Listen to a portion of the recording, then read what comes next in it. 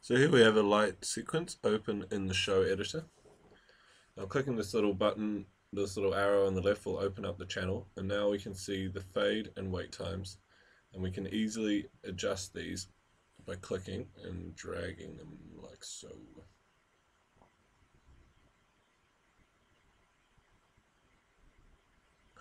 When we open the DMX board,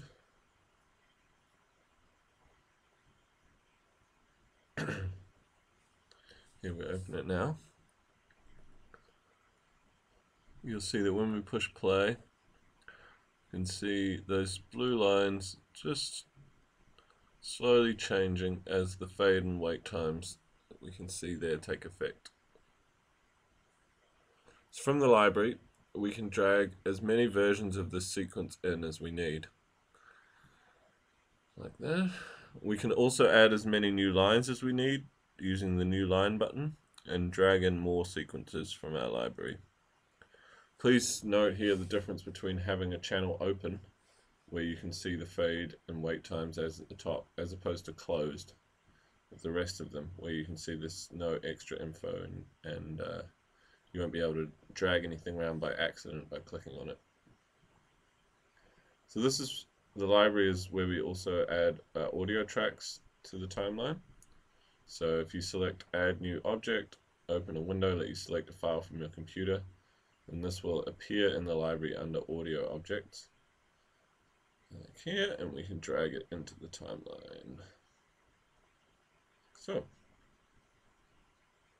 again, opening this with the arrow on the left will let you see the waveform and the peaks and troughs. Sorry, and then when we push play now, you should be able to hear your audio coming through. Now let's add a few more lines to the editor. Now that our show is getting to be quite a few lines, you may want to use the fixed line tool, which is there. Select a channel and click fixed line, and when you scroll, the selected channel will stay at the top of the screen. This is really useful for either the audio track or maybe your main sequence that you always want to have visible. So obviously we're going to want to try and sync our lights to the audio. So you can see you can do it here by kind of looking at the troughs and moving it around. Or we have a auto tool that will select the beats. Now this differs slightly to the video now in the actual program. If you right click on the audio, go to beats and click the beats button, this will open a new window, and then you add a layer and then click scan for beats, and you will now see the green markers that we can see here will define the main beats of the audio track. So now to sync the sequence to these beats, we've got to use these left and right markers here. So make sure that the part of the sequence you want to sync is in between the two markers, like we've just done. If you right click the sequence, select beats, arrange on beats to fade, and then select the audio track that you want to choose, because you may have multiple. You should then see that the fade lines now line up with the green beats lines, and we can repeat this again for wait time. And we should see that the fade and wait times then match those green beats that we've set up here. Now by this time, you may have quite a few channels in your timeline. So it's a really useful tool. With one click, you can tidy this all up. So if you right click and select optimized lines, this will merge all of your sequences into as few channels as possible and delete all of the empty ones. It's a really great tool to tidy it up. Okay, so let's see what else we can do with these channels. If we open up the DMX board, when you push play, you should start to see these sequences taking effect. I'll just go here and push play, and now you can see those fade and wait times should be going up and down nicely with the beat. We also have these buttons below the channel. Mute will stop any audio or DMX signal being sent. Single will mute all the other channels, so solo it. And then locking a channel will stop any editing or fade times effects from taking place, so you don't click in the wrong place.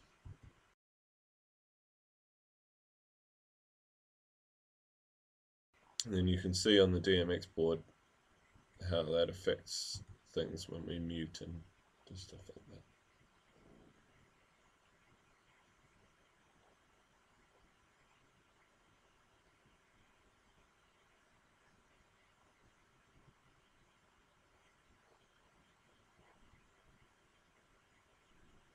Green repeat button will loop the show between where the left and right markers are located. And if these are at the beginning of the end or the end of the show, then the whole show will repeat.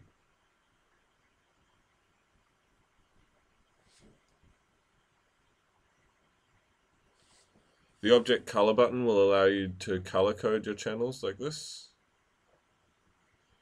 It's really great once you start getting a lot in there. You start to be able to find your way around with the colors.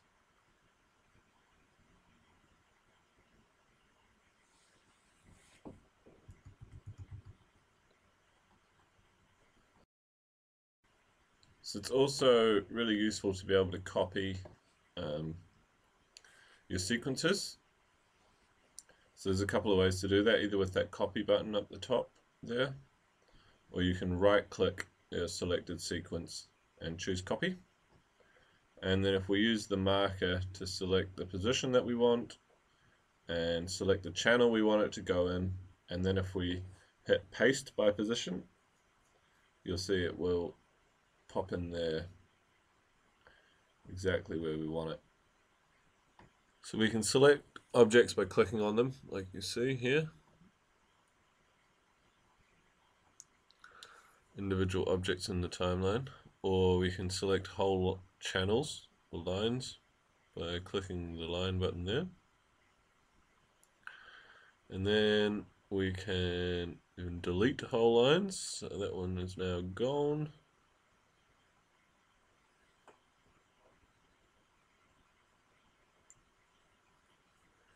And then whole channels can be copied and pasted to a new line as well in the same sort of way. So you click the channel to select it. So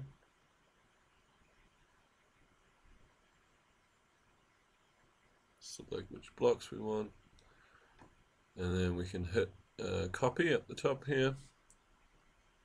And then if we add in a new line and then paste, it actually creates a new line for us. And then as many times as we hit paste, we can get as many copies of these sequences as we might need.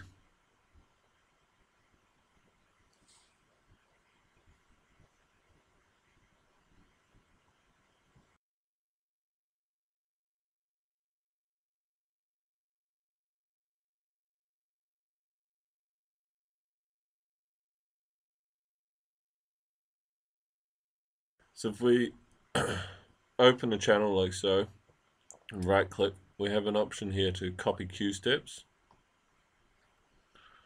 So we'll do that now, and what that does is that it actually duplicates all of the cue steps in the channel really nice and easily, as you can see.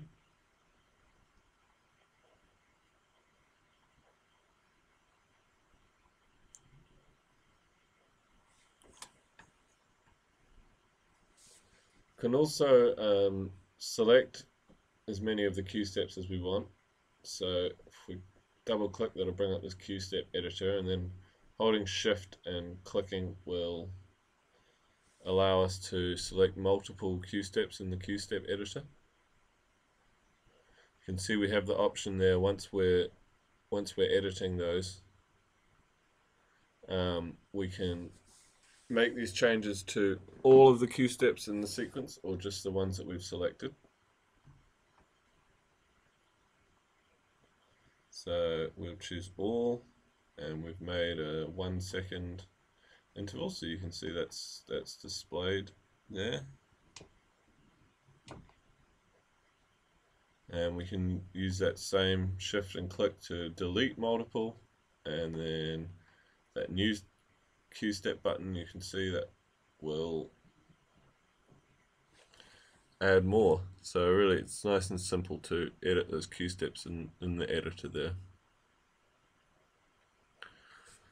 So another nice trick is if we create a new show, put some lines in them, and then when we use the open show button, we can easily switch between previous shows and new shows that we've built. And then actually what we can do is copy a sequence from a show that we've already made, and then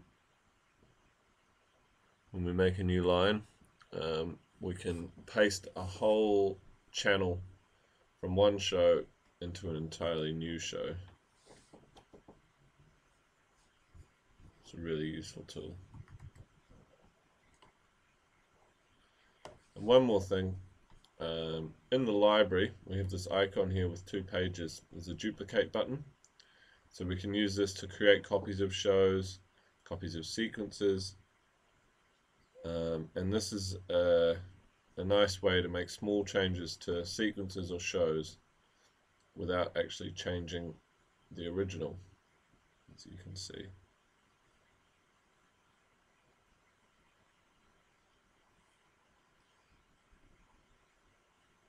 So yeah, that's the timeline function in LumiDMX.